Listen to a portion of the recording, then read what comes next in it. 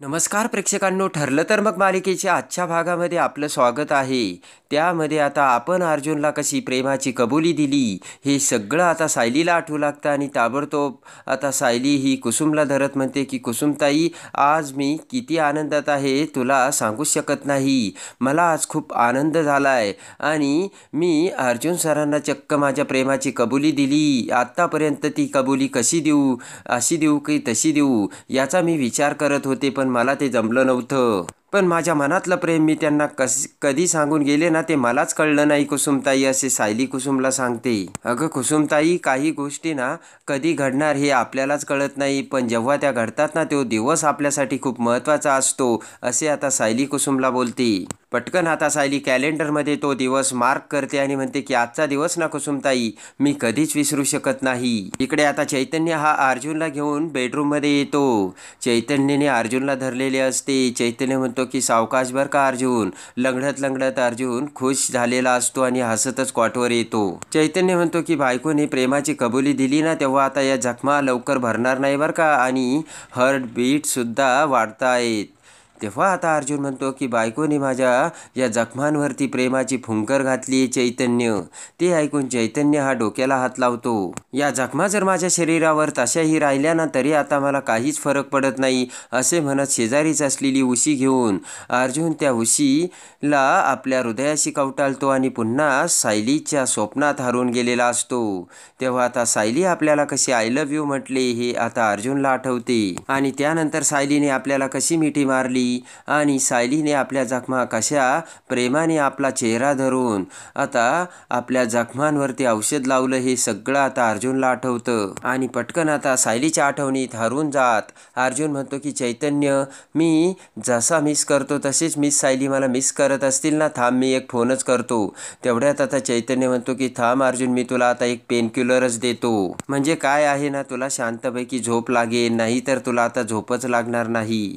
चैतन्य म्हणतो की अरे सायली वहिनी बरोबर राहून तुला फक्त 1 तास झाला आहे.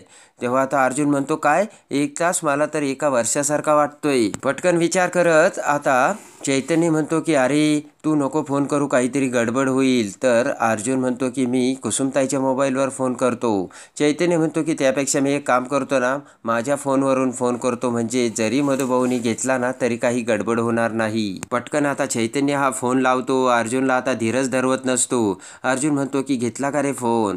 चैतन्य म्हणतो की असं काय बोलतोयस, आत्ताच तर कुठे रिंग वाजायला लागली. आणि तेवढ्यात आता कुसुम ही चैतन्याचा फोन बघते आणि म्हणते की अगं सायली, चैतन्य सरांचा फोन आलाय आणि नक्कीच यांना तुझी आठवण येत असेल. पटकन आता फोन उचललेला बघून अर्जुन हा चैतन्यकडून फोन हिसकावून घेतो आणि म्हणतो की कुसुमताई. तर आता कुसुम म्हणते की हा बोला ना. तेवढ्यात अर्जुन म्हणतो की सगळे ठीक आहेत ना. तेव्हा आता कुसुम म्हणते की हो सगळे ठीक आहे ना, मी, मधुभाऊ, शेजारचे अण्णा, टपरीवाला मान्या सगळे काही खुश आहेत. आता कुसुम मात्र सायलीचं नाव घेत नसते. कुसुम म्हणते की तुम्ही कोणत्या शाळेत शिकला हो, डायरेक्टली तर काही बोलत नाही. तेवढ्यात आता सायलीसुद्धा फोनच्या जवळ येण्याचा कुसुमजवळ प्रयत्न करत असते. तेवढ्यात आता अर्जुन डायरेक्टली विचारतो की मिसेस सायली कशा आहेत. तर आता कुसुम म्हणते की हो हो, तुमची सायली अगदी व्यवस्थित आहे. आणि तेवढ्यात आता कुसुमताई म्हणते की झालं का, ठेवू का आता फोन. अर्जुन म्हणतो नाही नाही. तर इकडे आता सायली म्हणत असते की कुसुमताई दे ना. अर्जुन म्हणतो की त्या जेवल्या का. तर कुसुम म्हणते की हो जेवल्या ना. आणि पटकन आता सायली ही कुसुमच्या हातातील मोबाईल ओढते. तर सायली फोन घेते. तेव्हा आता सायली म्हणते की हॅलो, कसे आहात तुम्ही. आणि सायलीचा आवाज ऐकताच आता अर्जुनला खूप आनंद झालेला असतो आणि अर्जुन पुन्हा आता सायलीत हरवून गेलेला असतो. तेव्हा आता सायली म्हणते की अहो जखमांवरती तुम्ही औषध लावलं का. तर आता अर्जुन म्हणतो की तुम्ही माझ्या जखमांवरती फुंकर घातली ना औषध लावून. तेवढ्यात आता अर्जुन म्हणतो की सांगा ना तुमचं माझ्यावर किती प्रेम आहे. तर लाजतच सायली म्हणते की मी नाही सांगणार जा. तेवढ्यात आता सायली म्हणते की झोपा. तर अर्जुन म्हणतो की तुम्ही तिथे असताना मला इकडे कशी झोप येईल. सायली अजूनच खुश झालेली असते. सायली म्हणते की मला सुद्धा झोप नाही लागणार. तेव्हा मी काय करेन माहिती आहे का, मी चंद्राकडे बघेन. ते ऐकताच आता अर्जुन पटकन खिडकीजवळ येऊन बसतो आणि चंद्राकडे बघू लागतो. सायली म्हणते की मी मग त्या चंद्राला सांगेल की माझे हे सुद्धा आत्ता तुझ्याकडे बघतायत. तर अर्जुन सुद्धा चंद्राकडे बघत असतो. तेव्हा आता सायली म्हणते की आपण दोघंही एकच गोष्ट बघतोय हे जाणून मी तुमच्याजवळ आहे अशी मला आता खात्री होईल. आणि आता पटकन कुसुम ही बाहेर येते तर मधुभाऊ तिथे आलेले असतात. घाबरतच कुसुम मोठ्याने म्हणते की हो हो सांग त्यांना दवाखान्यात डॉक्टर उद्या येणार आहेत आणि उद्याची अपॉइंटमेंट आहे बरं का, मी घेऊन येईल औषध त्यांच्यासाठी. तर आता सायली म्हणते की हो हो तुमच्यासाठी उद्या औषध घेऊन येणार आहेत बरं का.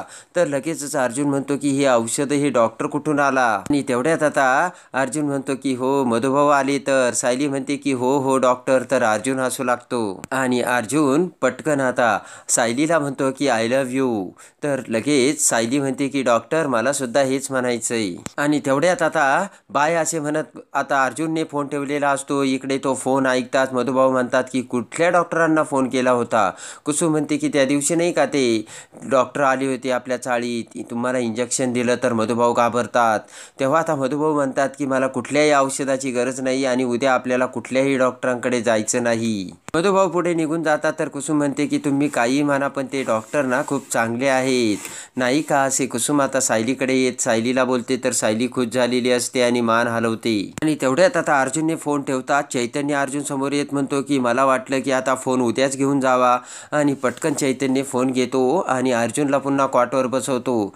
तेवढ्यात आता प्रिया तिथे हळदीचं दूध घेऊन येते आणि चैतन्याला म्हणते की अरे चैतन्य मी आले ना आता, तू गेला तरी चालेल. आणि अर्जुन हे घे बरं, मी तुझ्यासाठी हळदीचं दूध आणलंय.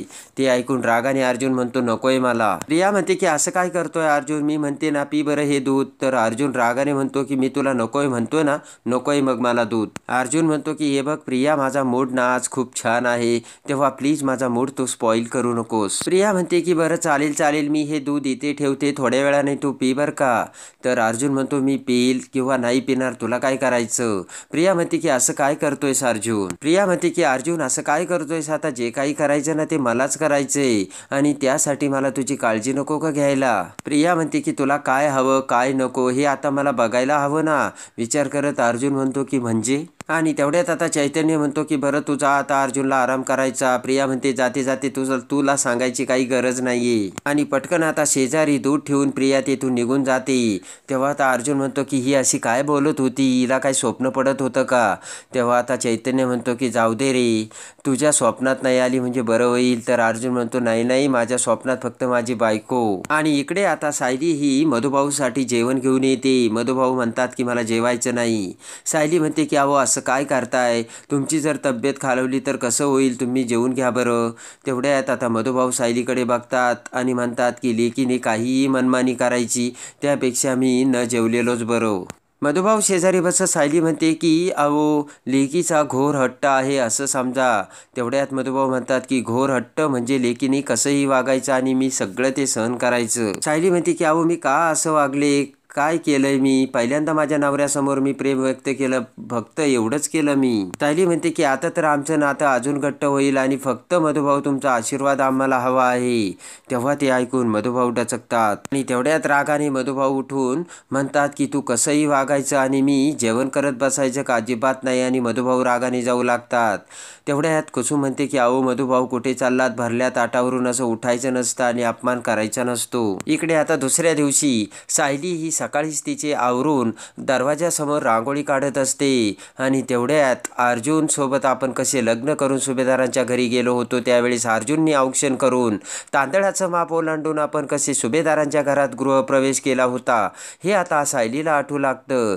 तेव्हा आता विचार करत सायली म्हणते की खूप दिवसानंतर अखेर माझ्या मनातल्या प्रेमाची कबुली मी दिली आणि देवी आई मला नक्कीच खात्री आहे लवकरच तू मला माझ्या हक्काच्या घरी जाण्यासाठी काही ना काही कारण नक्कीच काढशील. इकडे आता प्रिया ही खाली आलेली असते आणि सगळे सुभेदार आता नाश्ता करत असतात. तर तेवढ्यात बेडरूमकडे बघत प्रिया विचार करते की अर्जुन एवढ्या सहजासहजी लग्नाला तयार नाही होणार, पण घरचे जेव्हा सगळेजण त्याच्या डोक्यावर बसतील ना त्याला मग तयारच व्हावं लागेल.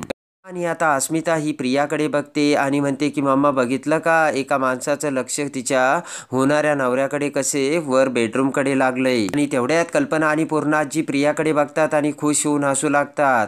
आणि आता चैतन्य तेवढ्यात अर्जुनला घेऊन वरून खाली येऊ लागतो. अस्मिता म्हणते की आला आला. सगळेजण आता अर्जुनकडे बघतात आणि तेवढ्यात कल्पना म्हणते चैतन्य सगळं ठीक आहे ना. खुर्चीवर बसत चैतन्य म्हणतो की हो हो सगळं ठीक आहे. प्रताप म्हणतो अर्जुन तू तर आता फ्रेश आहेस ना. तर हसतच अर्जुन म्हणतो यस. पूर्णाजी म्हणते की अर्जुन आता तू खुश आहेस ना आणि दुखत तर नाही ना. तेवढ्यात आता अर्जुन म्हणतो की आय एम कम्प्लिटली फाईन. आज तर मी एवढा फ्रेश आहे ना. गेल्या कित्येक दिवसापासून मला हे असं कधी वाटलंच नव्हतं. अस्मिता म्हणते की बरं झालं. तरी पण आता सगळ्यांकडे बघत अस्मिता म्हणते की आता अर्जुनशी कोण बोलणार आहे. सगळेजण आता एकमेकांकडे बघू लागतात. तर आता अर्जुन सुद्धा त्यांच्याकडे बघू लागतो. तेवढ्यात आता पूर्णाजी म्हणते की अर्जुन गेल्या काही दिवसामध्ये ना आपल्या घरामध्ये जे काही घडतंय ना ते आपण आता मागे टाकायला हवं. आणि तुझ्या मनात काय चाललंय ना हे तू आम्हाला सांगत नाही पण आम्हाला कळतंय आणि म्हणून त्यासाठी आम्ही एक निर्णय घेतला. पूर्णाई म्हणते की आम्ही प्रतिमा आणि रविराजच्या संमतीने ठरवलं तुझं आणि तन्वीचं लग्न करायचंय. ते ऐकून आता अर्जुनला तिसरा मोठा धक्का बसलेला असतो आणि चैतन्य देखील अवाक झालेला असतो. आणि अर्जुनला राग येऊन अर्जुन खाडकन उठून उभा राहतो आणि म्हणतो की काय चाललंय हे काय इथे जोक चाललाय का. आणि मला माहित आहे हा स्टुपिड विचार ना या प्रियाच्याच डोक्यात आला असणार. तसंच प्रिया म्हणते की अरे नाही नाही अर्जुन उलट आपल्या घरातील वडीलधाऱ्या माणसांनीच आपल्यासाठी हे चांगलं ठरवलंय. तेव्हा आता प्रताप म्हणतो की अर्जुन तू हे काय बोलतोयस. तर आता अर्जुन म्हणतो की लग्न माय फूट. अर्जुनकडे बघत प्रताप म्हणतो की अर्जुन तू मोठ्याने बोलू नकोस. तर अर्जुन म्हणतो की मग काय करू डॅड. माझं लग्न झालेलं असताना सुद्धा तुम्ही पुन्हा माझं लग्न करायला निघालात. आणि जरी सुद्धा माझं लग्न झालं नसतं ना तरी सुद्धा या मुलीशी मी लग्न केलं नसतं असे बोट करत अर्जुन आता सगळ्यांना सांगतो. इकडे आता सायली ही कुसुमताईला सांगते की आमच्या दोघांच्या नावाचं हे मंगळसूत्र मला घालता येईल की नाही याची मला भीती वाटत होती.